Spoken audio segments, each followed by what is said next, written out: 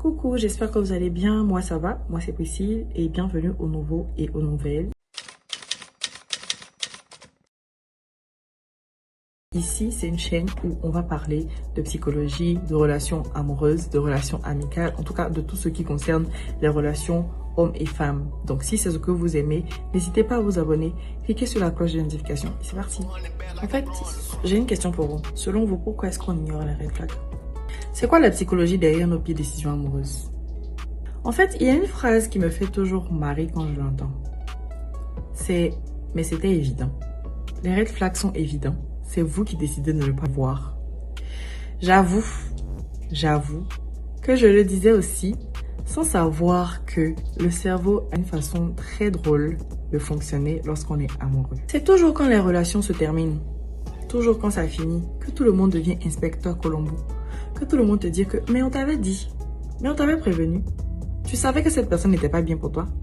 Tu savais, mais tu es resté quand même. » C'est pire quand tu as posté la relation sur Facebook et quand tout le monde apprend ou quand toi-même tu dois poster là-bas que c'est fini.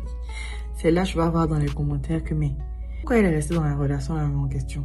Nous tous on savait que ça allait se gâter, on voyait comment son gars se comportait. Pourquoi elle n'est pas partie depuis longtemps? Si c'était moi, il y a longtemps, elle était déjà partie. Hein. Comme si c'était facile de le faire. En fait, on croit que les red flags sont évidents, mais ils ne le sont pas toujours. Je pense qu'on fait une énorme erreur en imaginant qu'un red flag ressemble à un panneau rouge sur lequel il est écrit « Attention futur manipulateur » ou « future manipulatrice ». Les personnes qui nous font subir tout ce qu'on subit dans les relations toxiques là, ce sont les personnes qui viennent comme des anges. Ce ne sont pas des personnes qui viennent en mode Lucifer. Non, je viens pour te détruire. Absolument pas. Donc, on ne peut pas prévoir.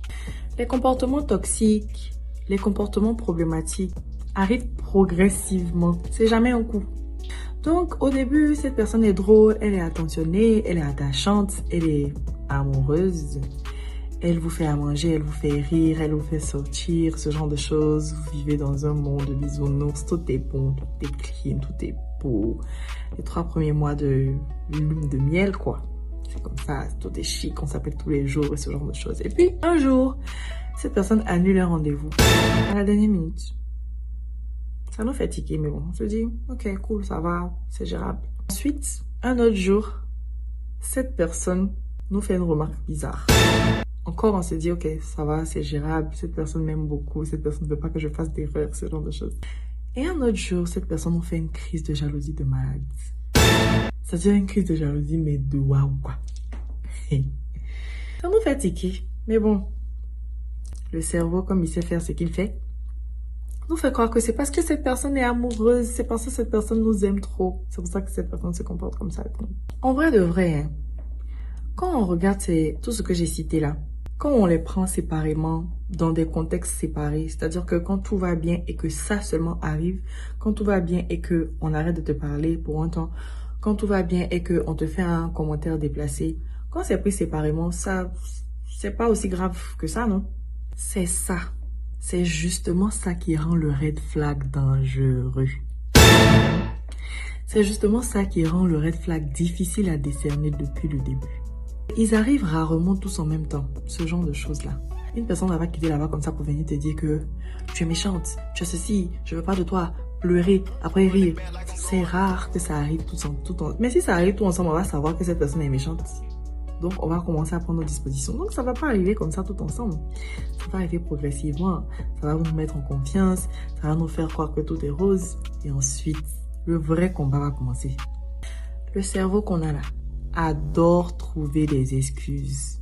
Notre cerveau est le champion des excuses.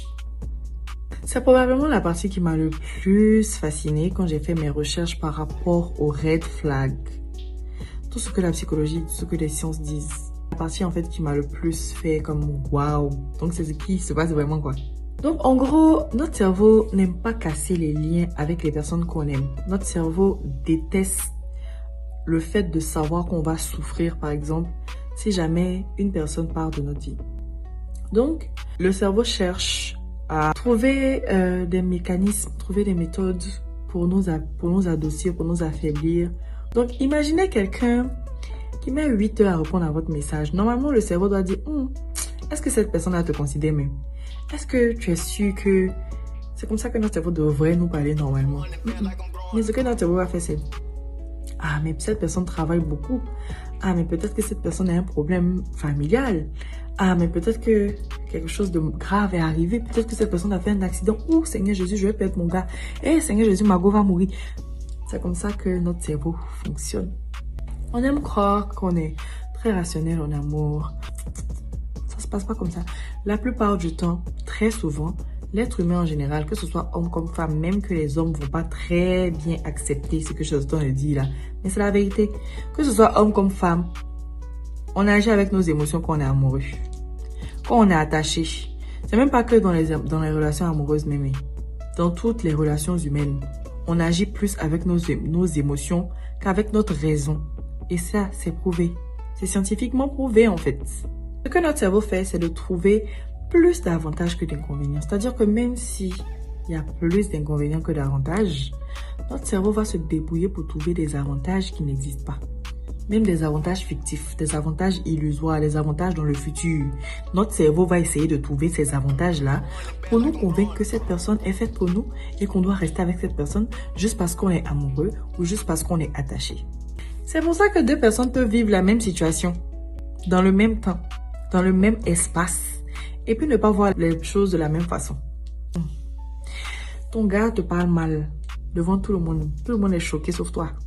Ta camarade vient te dire, mais attends, c'est quelle façon de parler ça? Pourquoi ton gars te parle comme ça en fait? C'est pas normal, c'est pas correct. Toi, tu vas aller comme ça pour dire que, mais aïe, il a dit quoi de mal? C'est qu'il a dit là, c'est vrai. Je suis mal habillée, c'est normal qu'il se comporte comme ça.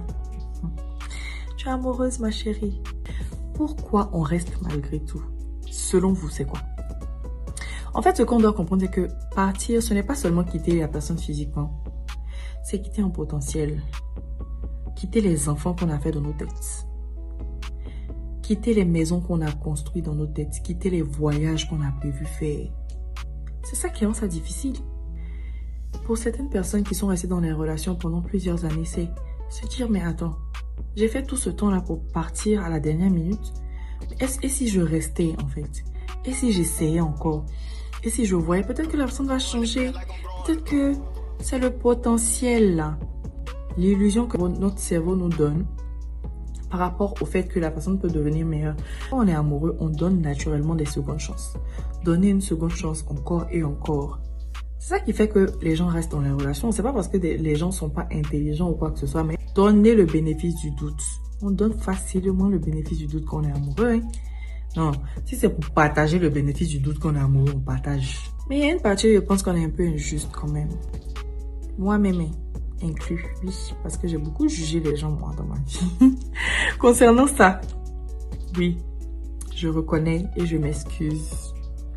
Je ne savais pas. Je ne savais pas où. Je n'avais pas encore appris dans les livres et dans la vie réelle que ça fonctionne pas comme ce qui se passait dans ma tête. Bref, en tout cas, je pense qu'on doit avoir un peu plus de compassion envers les personnes qui ont du mal à quitter des relations toxiques. On doit arrêter de leur dire que « Oh, tu aurais dû partir plus tôt. Oh, si c'était moi, si j'étais à ta place. » Non, non, non. Partir, c'est pas facile. Partir d'un potentiel, quitter un potentiel, quitter un futur qu'on s'était créé dans la tête. Surtout quand on traverse certaines circonstances. Je vais parler de ça dans une autre vidéo. Mais en gros, c'est pas facile du tout. Et ce qu'on peut faire pour ces personnes-là, au lieu de les juger, je pense que c'est juste de compatir, quoi. Voilà. Mais on peut ne pas être d'accord avec la situation, mais bon, frère, c'est ta vie à la fin de la journée. Donc, moi, la seule chose que je peux faire, c'est de t'apporter mon soutien. J'espère que tu vas rester en vie jusqu'à la fin de l'épisode. C'est tout ce que je peux te conseiller, tu vois. Au fond, je pense que le vrai problème, là, ce n'est même pas le red flag ou les red flags en question. Le vrai problème, c'est de se dire que, ou d'accepter que les gens soient méchants, les gens soient foncièrement vicieux. Que la personne que tu as pensé être la personne avec qui tu allais finir ta vie soit une personne qui est venue pour te manipuler, une personne qui t'a jamais aimé, une personne qui est venue pour profiter par exemple de certaines choses que tu avais. En fait, c'est le fait de se rendre compte de l'illusion dans laquelle on était. Je pense que c'est ça qui fait le plus mal en fait. On imaginait plein de choses. Et là, En fait, tout est réduit à néant, en fait, à cause d'un comportement bizarre, un comportement manipulateur, un comportement vicieux. Et en fait, c'est ça qui est douloureux. Donc, la prochaine fois que vous allez entendre quelqu'un dire « Ah, si c'était moi, j'allais partir. Moi, j'allais faire quoi dans la relation, ça là Rappelez à cette personne-là que le cerveau ne fonctionne pas comme ça. Il n'y a pas de raison dans l'amour. Absolument aucune raison. Tout est émotion. Oui, quand on est attaché, quand on est amoureux, on réfléchit avec notre cœur et non pas avec notre cerveau. Notre cerveau prend ses vacances. D'accord? Maintenant, j'ai envie de vous poser une question. Selon vous, est-ce qu'on ignore sciemment et consciemment les red flags? Ou bien est-ce qu'on essaie simplement de protéger l'idée qu'on s'était faite de la relation idéale ou de la personne avec laquelle on était? Dites-moi en commentaire ce que vous pensez. C'était moi. J'espère que la vidéo vous a plu. J'espère que vous avez passé un bon moment et que vous avez appris beaucoup de choses. On se revoit très prochainement dans une prochaine vidéo. Prenez soin de vous. Bye bye.